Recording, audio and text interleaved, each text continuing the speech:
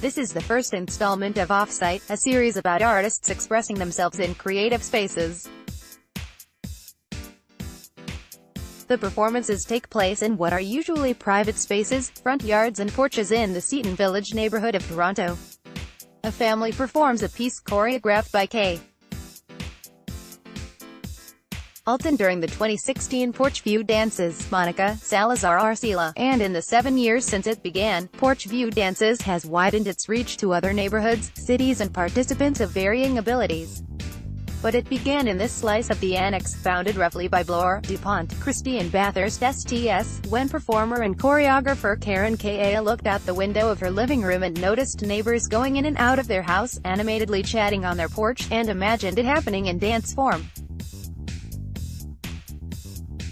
Before I knew it, we were applying for grants and Trillium Foundation funding, starting this project in our area in Seton Village, says Ka, artistic director of Ka to Dance with her husband Alan Ka, a choreographer and dance film director.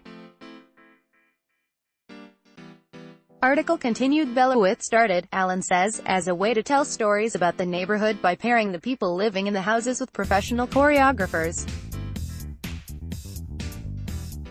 The porches were chosen as an expression of the lives of the participants. The fact there was a cost saving in not having to rent a venue was just an added thing. Karen says, "It's more about the idea of the home as a venue where life occurs," she adds. So, once participants have been chosen, there is now a waiting list. The choreographers spend about an hour just observing the family or group, watching how they move and interact, and putting that into the choreography. Last year, one of the families Karen and I worked with, the older daughter pulled out her shopping wagon of all her toys and started setting it up, and we said, "Oh my goodness, that's brilliant," and it became part of the piece, says Alan. In another case, a participant broke her foot, so the dance became a piece called Crutch that incorporated her crutches. Performers don't need dance experience and they don't even need a porch of their own to dance on. They do need to commit to 20 hours of rehearsal and a week of performances. Article continued below. "We are very, very welcoming to anybody," says Karen.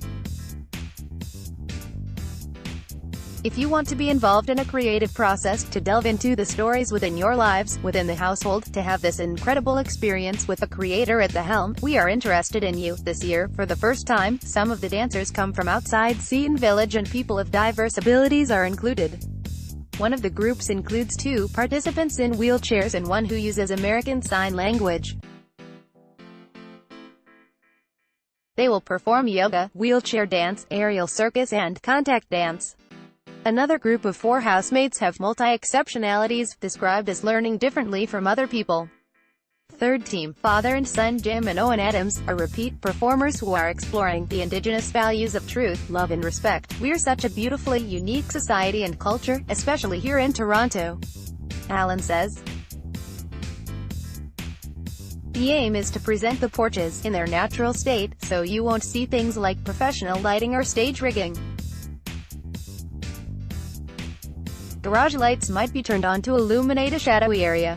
Despite the modest production values, the project still costs quite a bit of money, Karen says, including hiring a staff member to help with administration, paying choreographers, renting studio space for the first 2 rehearsals, insurance, marketing and policing of closed streets.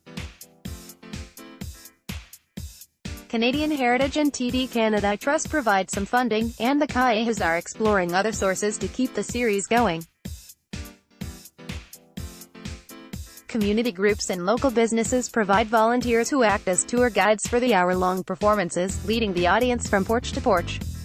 Along the way, professional dancers perform vignettes and, at the end, the whole audience is invited to join in a simple group dance.